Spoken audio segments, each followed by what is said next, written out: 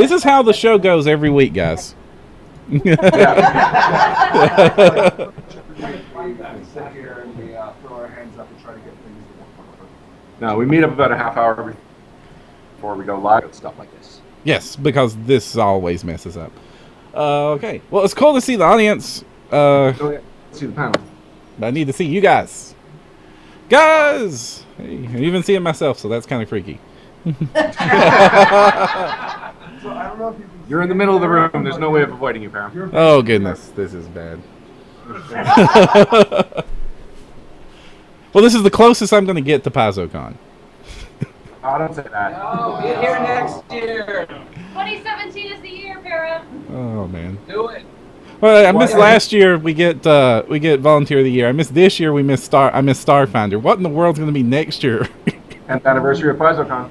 Oh my goodness. PaizoCon. 10th. 10. All right. 10th PaizoCon. Yeah, I mean, You're right. You're you got it, man. Next year's like the big one. I gotta check my clock now. I'm on it. Thank you. I don't want to have to put a warning on our own episode. Dude, we could get a big picture of just Monica and then have Andrew next to her doing like a face palm. Oh. We almost have the entire crew.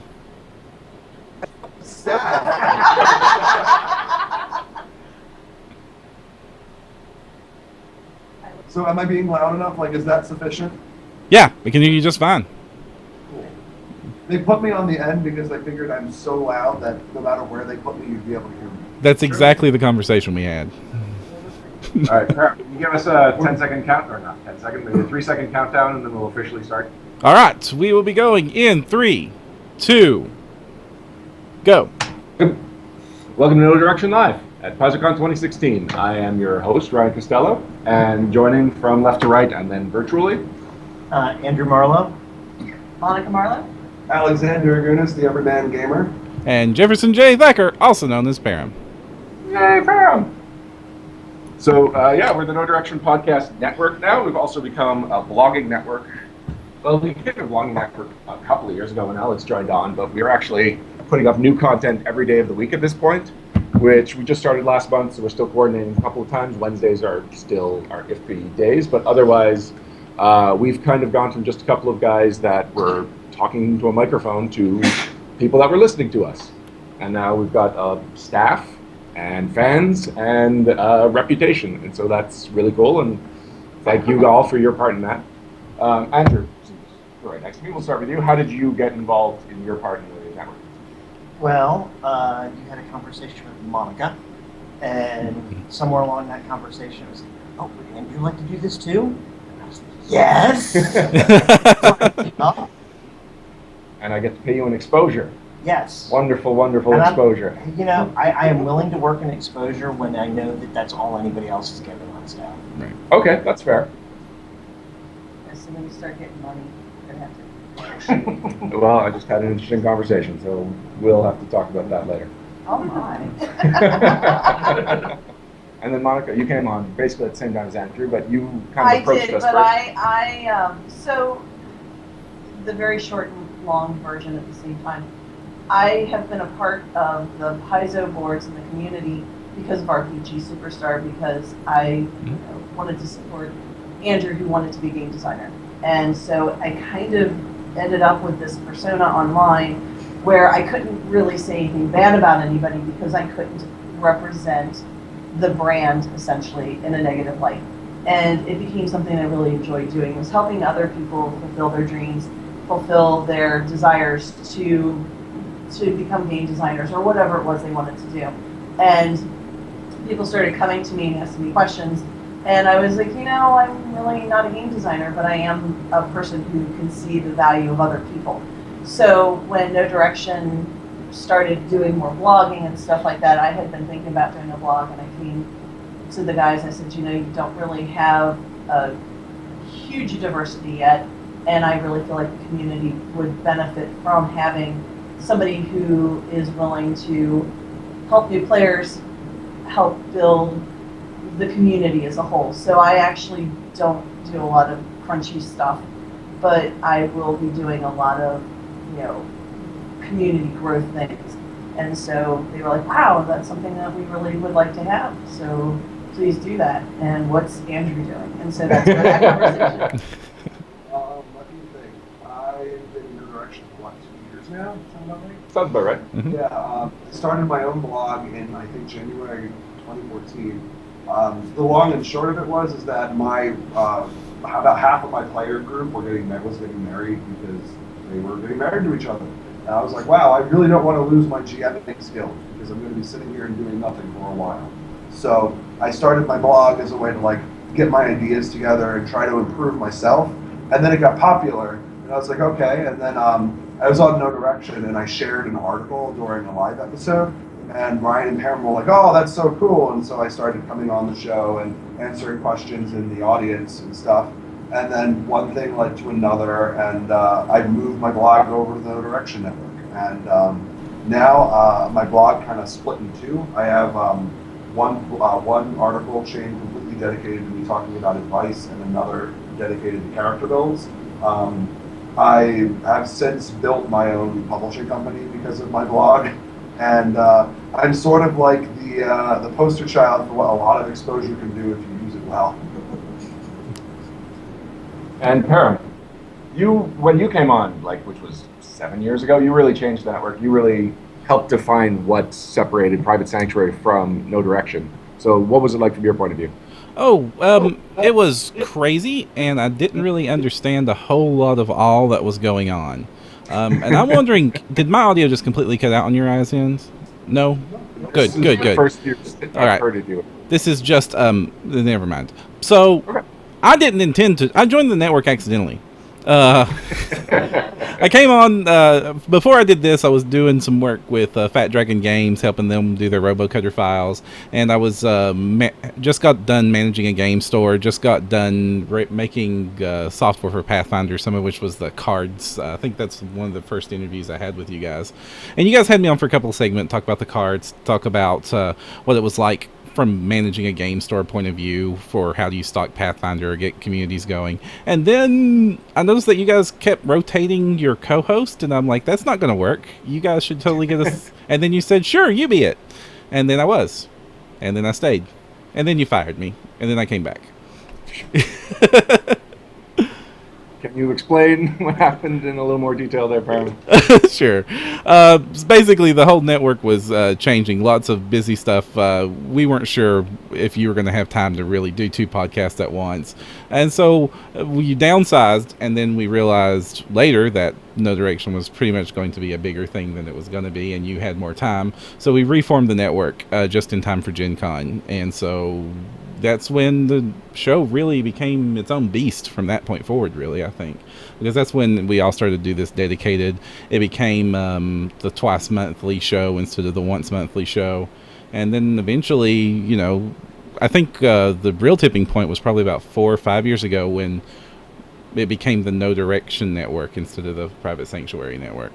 Which, you know, we love the Private Sanctuary, but it was obvious that Pathfinder at that point was sort of eclipsing the 3.5 fan base. So now I just realized we're kind of telling the history of the podcast backwards. So Yeah. I'll start at the beginning now. What happened was when, like, me and my group were very into 3.5 Dungeons and Dragons. We had started just at the end of 3.0, like this particular group. A lot of us played for a lot longer than that. And then there was something about 3.5 that really clicked with what we wanted from a game, how we built. We got excited about all the options. We were making new characters, new campaigns fairly regularly. And we were still super excited when 4th edition was announced. And so we decided that, you know what, we've got these internet resources. We're going to be very modern, and we're going to make the website that keeps 3.5 alive. We are going to be the one place on the internet that if you happen to be one of these few people that preferred 3.5 to whatever this juggernaut Dungeons & Dragons 4th edition is surely to be, you can maybe Google us and find us, and we'll have a nice little message board, and we'll all be a quaint little community. But then 2 things happened. One, Paizo did basically the same thing, but with rule books and product and just talent. And Wizards of the Coast did the opposite. I know. Oh. There was a long time where the policy was we don't say something bad about 4th edition unless we also compliment it, but there's very few people that are still committed to 4th edition. So we can all say that it was a weird time for Wizards of the Coast and Dungeons and Dragons, and we as Pathfinder enthusiasts all benefited from it. But it's kind of like the equivalent of like a midlife crisis, I think, that weird moment where, I mean, like 5th edition is okay in my opinion, but like 4th edition, man, it's like when your dad runs out and buys a Mercedes Benz, you're like, why? No. This is when they changed the Darrens in Bewitched and Becky's and Roseanne. Well, every time I talk about what made Paizo possible, It's the Leviathan. well, every time I talk about what made Pathfinder possible for it even to happen, it always comes in two parts. First, Paizo had to do every possible thing right, but also Wizards had to do every possible thing wrong, or else Pathfinder couldn't have happened. Very true. yeah. So anyway, then we were in this weird nebulous period where my group actually did switch over to Pathfinder, but we were still pretending to be the 3.5 loyalists. And at that point, the Tome Show, which was a 4th edition podcast, well, it's a Dungeons and Dragons podcast, and it's actually changed with the editions as it goes along. It's by Jeff Greiner, and it's one of the oldest gaming podcasts that I'm aware of. He contacted me about doing a segment on the Tome Show for people that were interested in Pathfinder, and I turned in like just a half hour or 1 hour review of the core rulebook, and he was like, this is good enough to be its own thing. And I was like, yeah, you're right. So I just released it myself. And then, like Perram said, we were starting to do these rotating co-hosts because I just wanted like a guest in the community to join me, and we talked about something cool, and there was very little format. I just wanted it to be different from the Private Sanctuary. And both shows started mutating in different directions where Private Sanctuary became very structured. We had a very strict release schedule. It was 35 minutes every episode, no matter what. We would cut conversations off as we got to that 35-minute point, because I can be weirdly obsessed sometimes. Well, it's 3.5 minutes up to 7. Yes, okay, well, so it was 35 minutes for the main show, then we added the after show, which was called 3.5 minutes, and that was never 3.5 minutes. That was whatever time we needed to talk about whatever was on our mind, not related to gaming. But yeah, at some point, I just had to admit to anyone that was still coming to the site looking for 3.5 content that it's like, we're Pathfinder podcast now. So we dropped 3.5 from the title, and I eventually handed over the keys to the Private Sanctuary podcast to Alex and Anthony. Alex had been blogging for a while. Anthony had started blogging and then became a He co-host. started within like the same month, but Okay. his blog was born on the Know Direction Network where Right. mine was already its own thing. So he like Man Behind the Screens, well, like you're not going to find that anywhere else, but you can still find some of my articles on the old site that I used to have that I really do not touch and update anymore. But yeah, we took over the Private Sanctuary. We just did our 1 year in January, I believe. And we started out trying to make sure that we followed a lot of the different shows that Ryan had, and we still do a lot of those, but we kind of tried to emphasize more on explaining complicated things to people and covering topics that, you know, people, the gamers found interesting, but might not have had anything to do with news or reviews. We tried to catch everything that Ryan and Perram don't do, for pretty much, or can't do because of the nature of the show. So in a way, we kind of flip-flop because now Private Sanctuary is this really loose, flexible thing where we kind of do what we want every week, and whereas Know Direction is like, it must come out here. This is the flagship podcast, and I think that works for the network because it would be weird if we were the really militant ones when it's your network. I'm not sure. I'm inconsistently structured. I really am on like one side. It's like, this is how we're doing things. Oh, we'll do it. I'm very rarely like, I've got a little bit of structure in that. We can just, like, that's the skeleton. We can just throw some Play-Doh on and we'll call it a person. So it's really funny because I learned how to do podcasting from Ryan and Perram. Like Perram taught me how to edit and Ryan taught me how to record. And so like when Anthony and I started, we were both like super organized. And then it just got, you know, like Anthony got married and then my freelancing career started up and we just couldn't devote the time to being like crazy structured. So we started just kind of like adding things in as we went, and we would veer off script and we would have discussions and we would talk, and then people started sending us messages. Wow, you guys got so much more organized with your script. I'm like, like no, to dispel any myths, Anthony and I are like, yeah, here's our basic meat and like bare bones outline. Anthony's like, I'm gonna clarify anything you say, and you just wax poetic and go on and on. Okay, I'll do that. I mean, I'm doing it now, so. But go on. So yeah, in the last couple of years, especially when you guys took over the private sanctuary, I think that the site, when we launched it and everything, we've really kind of come together as a network, and it really feels like we've established ourselves better. I remember my first PaizoCon, nobody knew who I was, and I was fine with that, except for Majuba. Or Mayuba?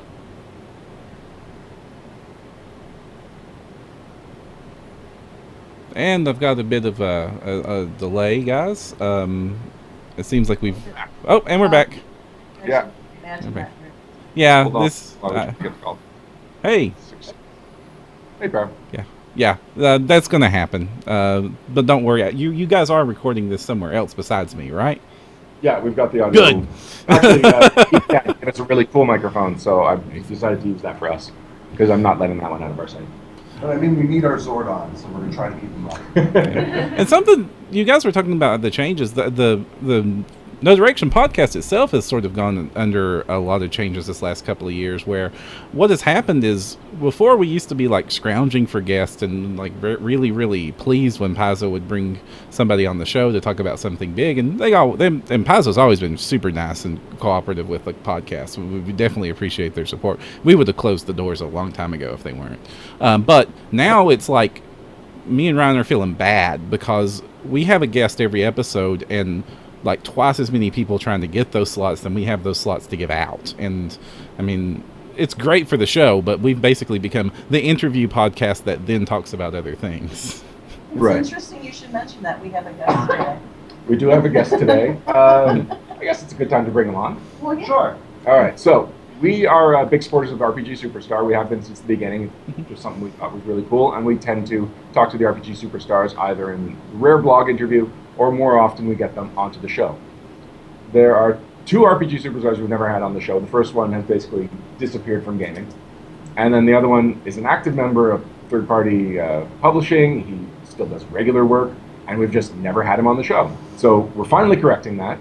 We'll have him as the only guest in today's live show to make it up to him, RPG Superstar Steve Helt.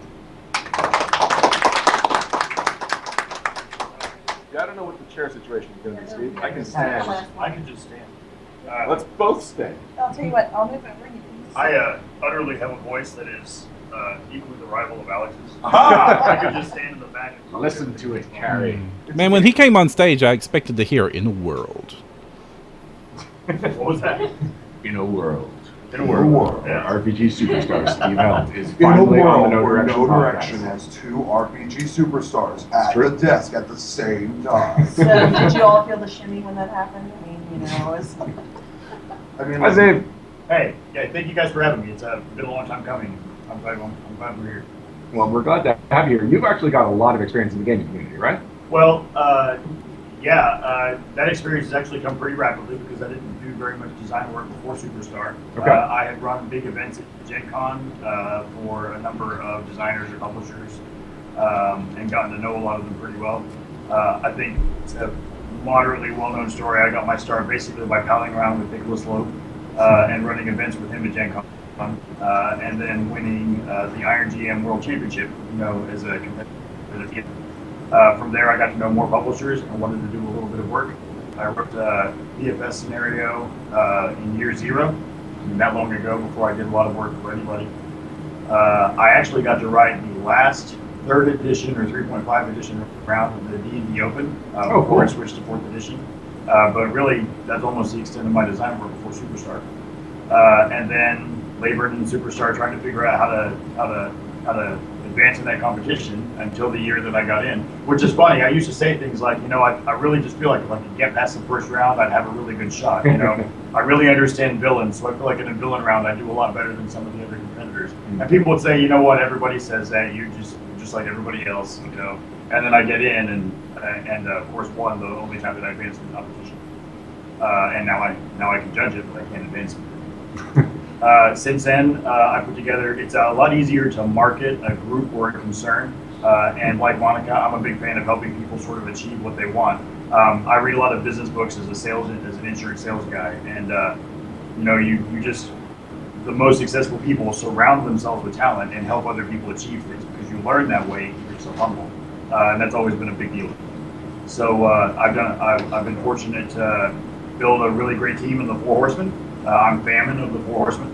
And we have worked for a number of companies, done a lot of really great work, have a lot of really good reviews. No one-star reviews yet. I just haven't got a review yet. I don't have a nickname. What is it they said on another thing that you and I were at? You're not a game designer until you have a one-star review and some sort of vicious nickname. Yeah, like the Killer of Fun or something like that. a vicious nickname. Do you have one of those? Well, we'll have to keep working harder. I mean, like, We'll get there. Well, it has to be from some sort of. I've got a troll. few suggestions. What's that?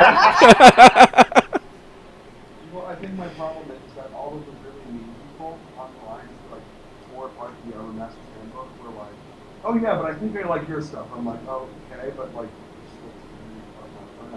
Right. Yeah. like that's kind of what we're all friends. That's true. And that's the nature of the internet, right? For people who sit in the safety of their mom's basement to tear apart something that they couldn't create themselves and make it sound bad.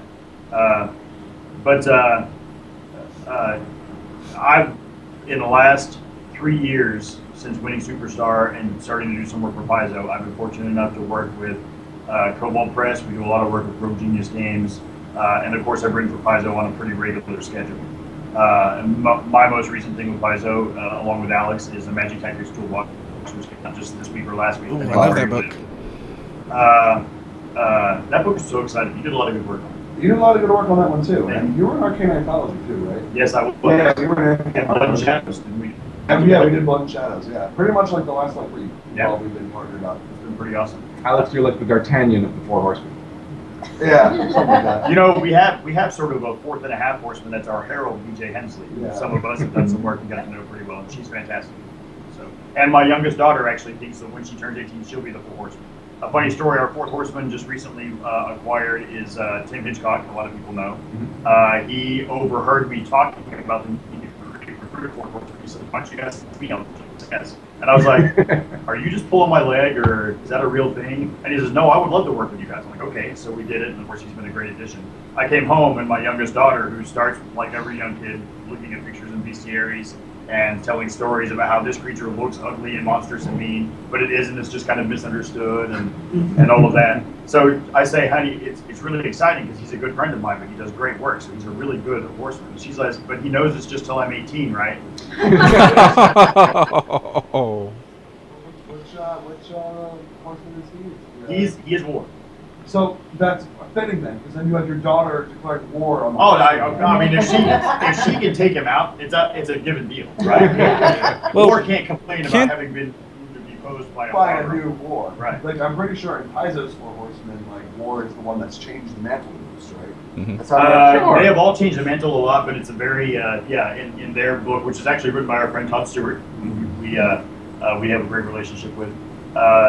They all change offices, so Famine's like an office or War's like an office, and there is a little bit of turnover. The most recent turnover is Famine. Gotcha. Perram, you were saying something? I was just, well, obviously he can be demoted to the horse. Oh, and Andrew, don't do that. Andrew will have to kill him. That would be so amazing. sad. Are you a horse chopper, Andrew? I apparently kill lots of horses. No. Why did you say apparently? He feels really bad. He feels really bad Oh, about killing TPKs. And so Why? because I Sorry. don't feel bad about TPKs. Okay. I feel bad about having to restart the story midway through. It's all about me, not about the players. Let's just be clear. I don't feel bad about anything. I mean, like, though, to be fair, though, your son has inherited that gift for horse murder. Yes, he yes, he has. has. We're really proud of But the him about difference is that, unlike Andrew, who is sad about it, you didn't Tom listen listened to to that that podcast, last didn't week. you? Like, Hold on, we'll tell you. yeah. So- So we ran. So Alex ran one of the silver hexes for our children because we have a 9-year-old and a 13-year-old. And it's easier sometimes to have people to kind of guide that process on both sides of the screen. So in one of the silver hexes, there was the mounted villain, and Thomas is like, "I hit the horse," and he takes the horse out, and he's like, "Yes!" And then my daughter, on the other hand, is like, "No, I don't want to kill the hawk. Right? Yeah, there's like Can I this, just wing it a little?" there's a hawk that's like flying around, and she's like, well, I guess I'm going to cast burning hands at it so the hawk will leave me alone. I'm like, okay, roll your damage. And he's like, 4. I'm like, oh, well, the hawk has 4 hit points. You burn the hawk and it falls down to the ground and hits the ground. And she goes, no!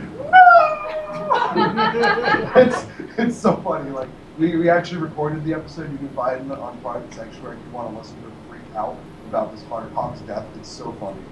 I'm sorry that I take so much enjoyment out of. So you're standing behind the screen and we'll send you torturing the children. therapy. We'll send you the therapy. Well, this just reinforces that Pathfinder needs a version of doesthedogdie.com. What? It's the dog. I don't. Is that? It's a movie that tells you whether the dog dies in a movie, or it's a website that tells you whether the dog dies in a movie, because some people can't actually handle that and will break down psychologically if they see it. I'm on this. I think much of it.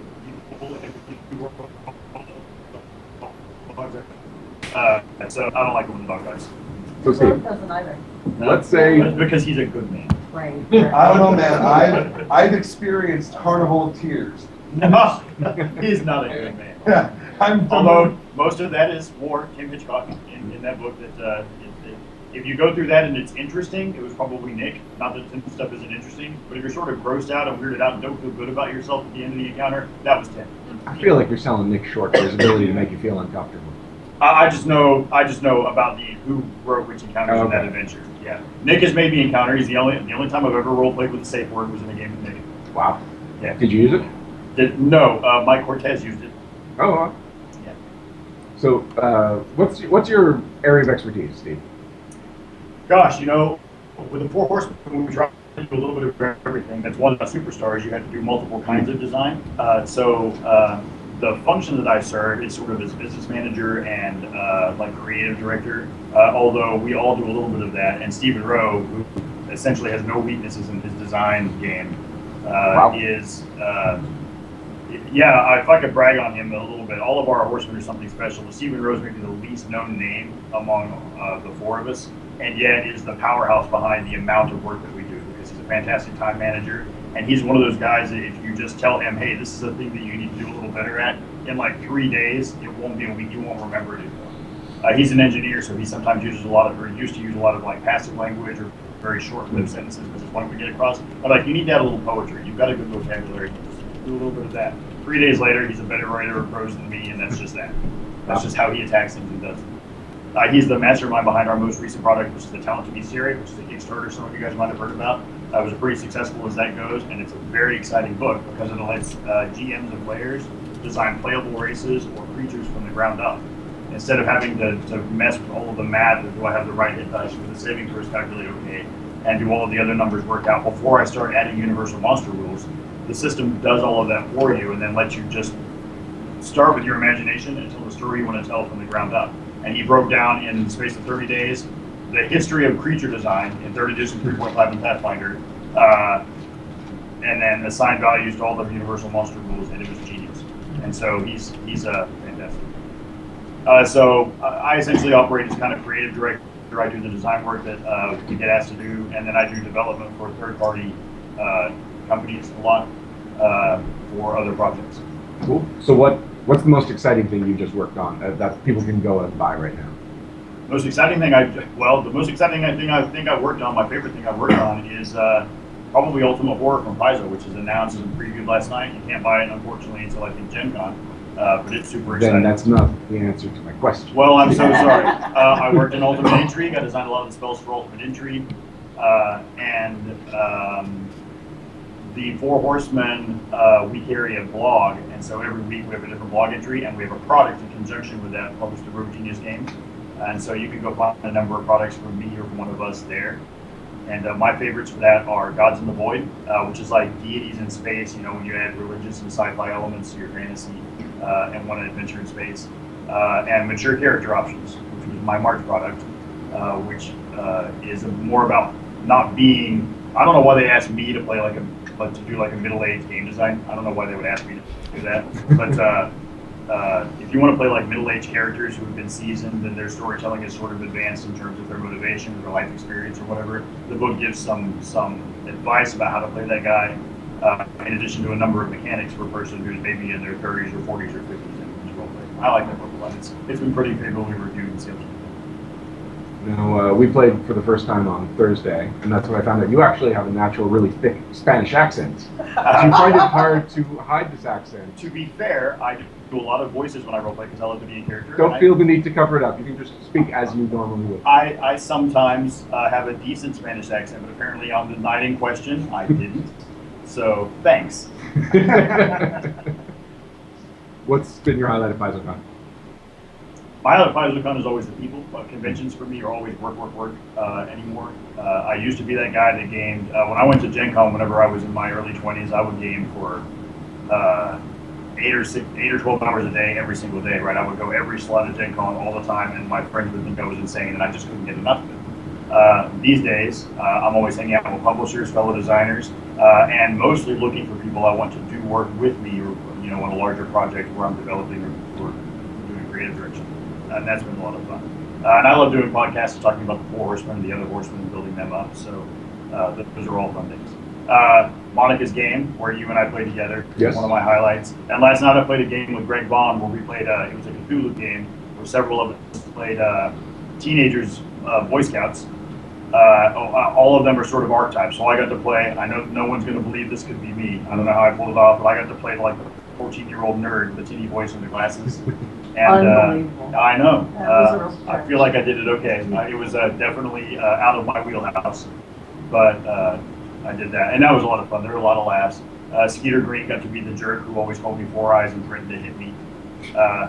So until he actually hit me, I called him on his bluff every time. All right, so one of the mistakes we made last year when we did this is we didn't really save time for audience participation. So, like, if you guys are cool just listening, we can talk for another 20 minutes, no problem. But if you guys have any questions for us, now is a good time to start, raise your hand, and if not, we'll get back to what we were doing. Adam, I'm calling on you. Ask me a question. Question? I don't really have any. The answer is yes. Retort. Yes. Actually, my question's for Alex. Hi. Hi. Alex, I'm Mark. With you and Anthony moving in and doing more game design type things, are you going to be doing more features on Code Sanctuary, specifically about how to design magic items, or how to design spells, or how to design equipment or adventures? That's a really good question. Mark's referring to our Create Demiplanes thing for Private Sanctuary. It's sort of interesting because it was just sort of an idea we had, like, hey, let's talk about world building, and then it's sort of turned into let's actually build a world. And so we've been working on Create Demiplane that way. I think eventually we'll probably start talking about how to design custom magic items and archetypes and stuff. Yeah. That's Andrew's blog. That's a portion of my blog. I mean, like, maybe now that we have somebody who like specializes in that, we'd have to like grab that person and bring that person in and make that person evolve. Now that person's Steve will help. Oh.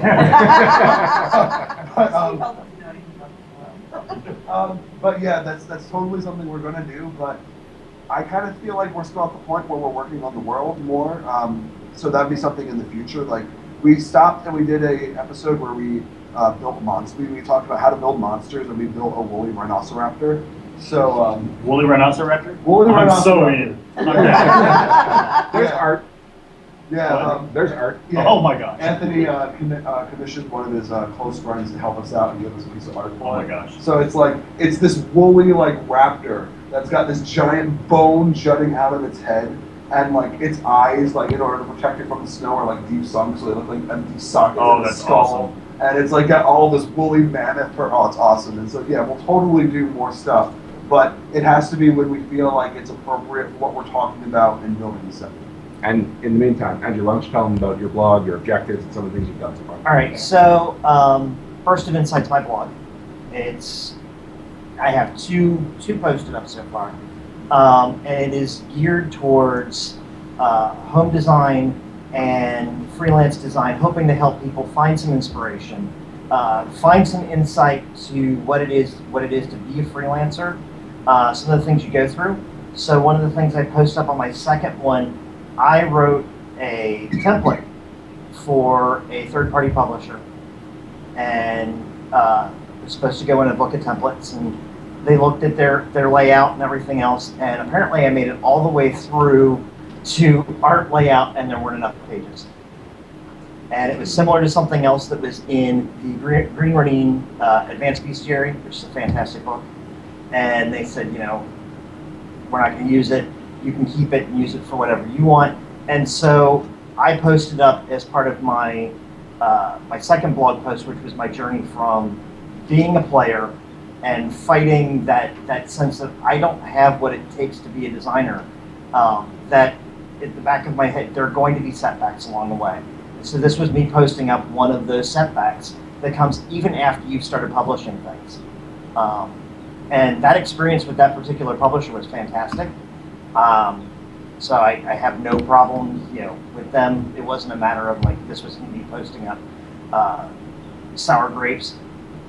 This is just something that's going to happen, and this is an opportunity for me to share that, and then share the entire template and a sample monster that I built with it, just to kind of fill, you know, to fill out the what it is. I am planning to do more, eventually getting into more specific item design tips and things like that. I've got some interviews lined up with some people in the industry to talk about various things that they do, as well as some of the things that I've experienced. And I will do a little bit of my own world building, a little bit, just so I have a framework to put some of these rules in. To give you a preview, there will be a short location on Tuesday that is horror-based, that will be the foundation for a few future blogs about maybe some traits, feats, and we'll talk about various things that go with that. Sure. I'd like to hear from the rest of the panel. What are your favorite things about PaizoCon this year? Okay. We'll start with Monica. You haven't talked much. You just put me on the spot. Okay. I just actually got to lay down some voice tracks with Sirenscape. As you might or might not know, I won RPG Superstar 2015, and earlier this year, first of the year, they released Down the Blighted Path, and Sirenscape is doing soundtracks for everybody for a lot of the Pathfinder stuff. And as a woman with a big voice, I am not afraid to let somebody record it. And because of the Curse of the Crimson Throne coming out, I knew that they were going to need Grey Maidens. And so I went up, I was talking to Ben, he's like, but don't you have your own adventure? I was like, well, yeah, I do have that thing. And he's like, well, would you like to record some of those voices? And if you don't know anything about it, Down the Blighted Path has both a strong historical female character that you encounter, and then the antagonist is also then a female character, which was kind of deliberate, but also it was part of the whole balancing the path, that you start with a story and you end with a story, and that there's the good and the evil, and that. So I'll be laying down some bad villain voices here shortly. So it was kind of neat to actually get to live through the process, get to know those characters, get to know those people, and now I get to actually be the voices for them for the Sirenscape. I can't imagine you having to go on this course. I'm sure that will never, ever happen. Andrew? What were some of your highlights? Had a good time at the banquet. It was kind of exciting to see the prospect of science fiction being covered, especially since it was on the Atheros, and so it's an exciting moment there to see it spreading out. I don't know. This con. This is a great con. It's all high points. Alex? I ran and am running PFS pretty much the entire con. I did a morning slot, afternoon slot on Thursday, no, on Friday. I have no idea what you're Yeah, no. Today's Sunday. Yeah, I'm running out of, my perception of time is running out.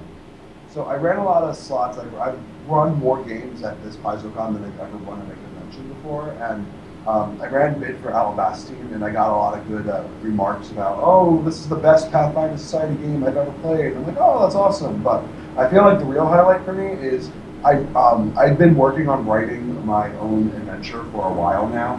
It's called Fox's Wedding, and I previewed the first act of this adventure at PaizoCon, and I ran it for a group of 4 players. We were actually just ran it before the show, and it ended up working really well. Everyone had a lot of fun.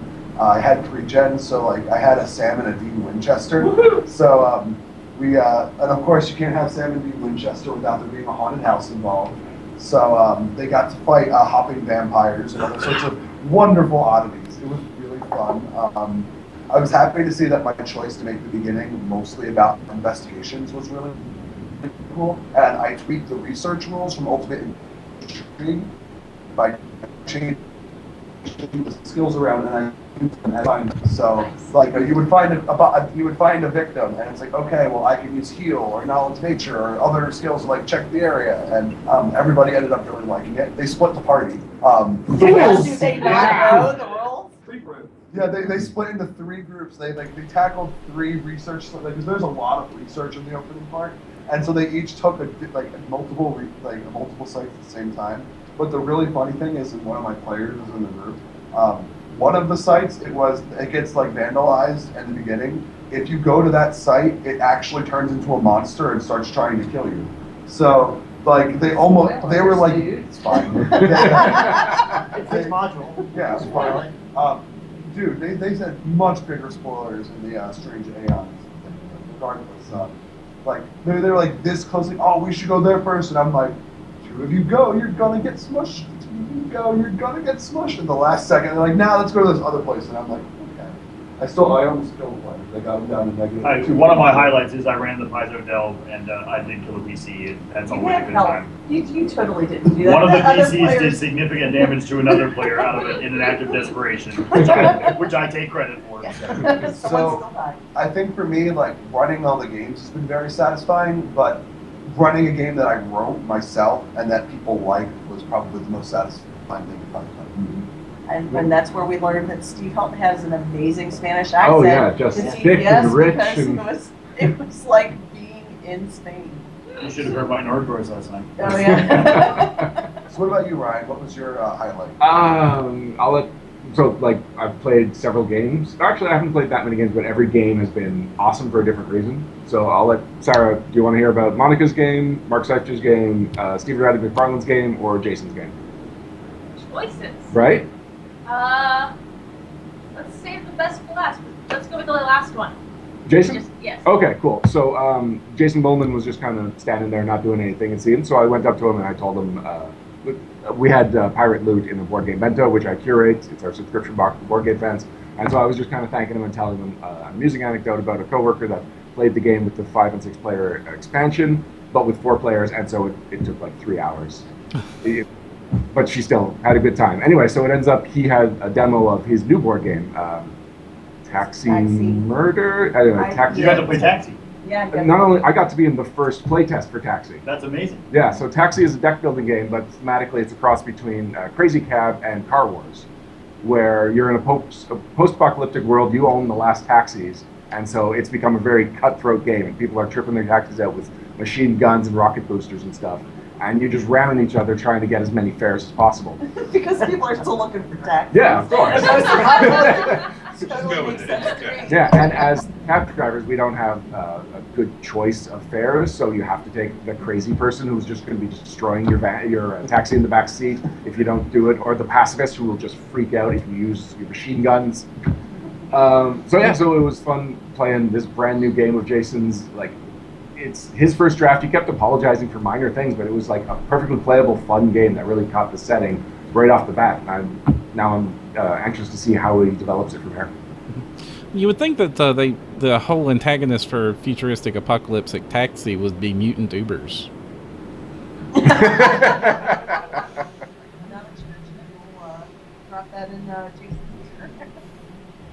Perram, how about from your point of view, just kind of watching updates from it? Is there anything that really caught your eye about PaizoCon? Keeping in mind, we have about 5 minutes. Okay. Honestly, I can't comment about anything that's been going on at PaizoCon, but it's been really weird, sort of feeling like Oracle from Batman comics, just like coordinating and what you guys are doing, reblogging everything you guys are doing, working with the fans who are wondering why our blogs aren't making it on time, because evidently they've not been paying attention to anything we've been saying the last 2 months.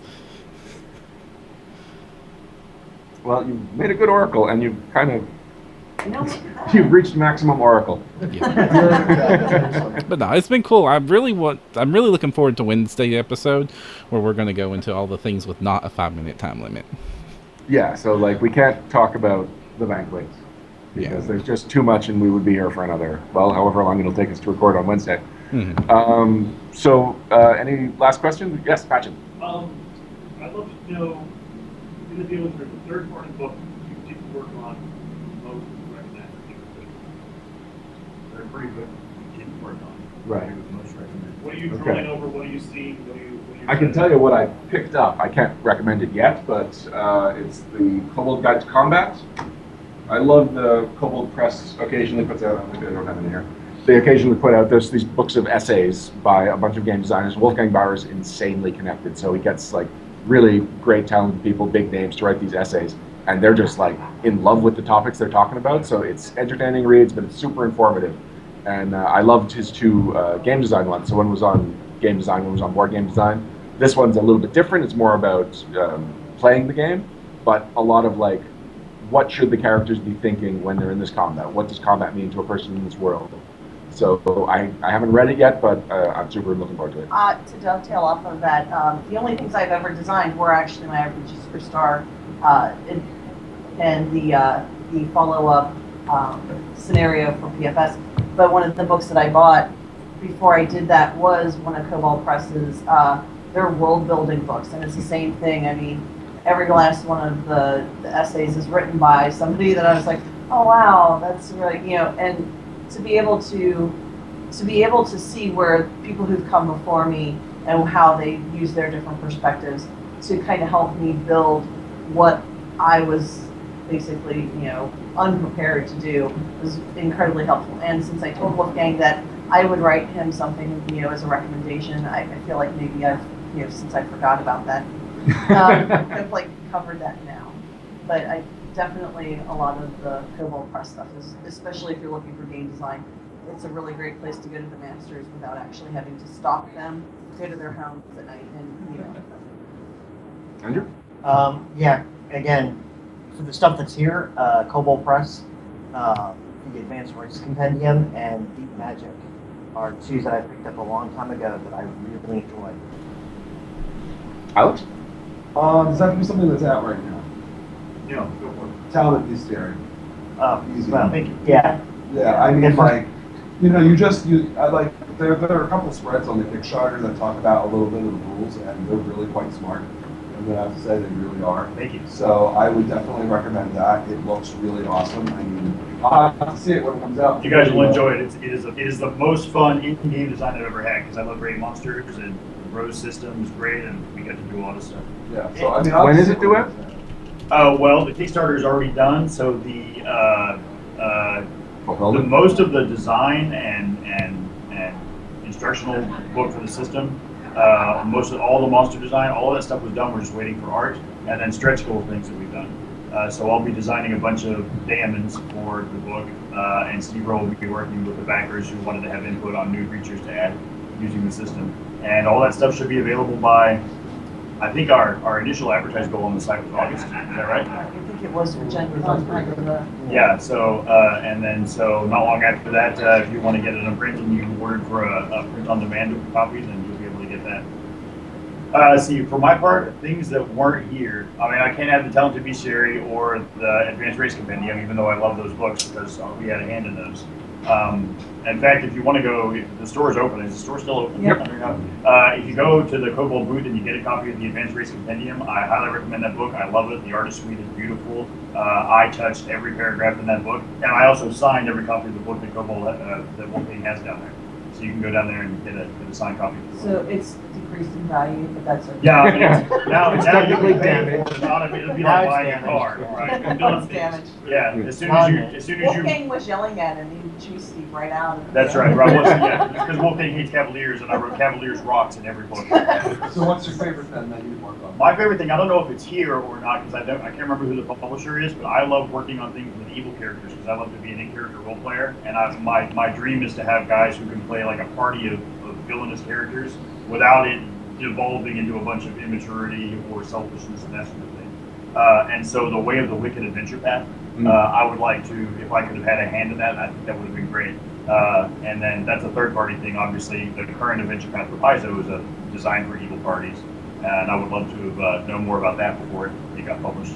So those sort of things. So at some point, we'll probably do something along those lines because I kind of have a passion for that. I love great villainy, and I think the best texture, except for the Marvel Cinematic Universe, the best texture in any like series is in its villains and its bad guys. And so I would love to have a hand in some writing something similar. Awesome. So what's 6 minutes? We went 6 minutes. Yeah, we're totally out of time. Yeah. Totally my fault.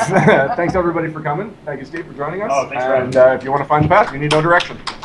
Bye, guys. Bye, Bye, Perram.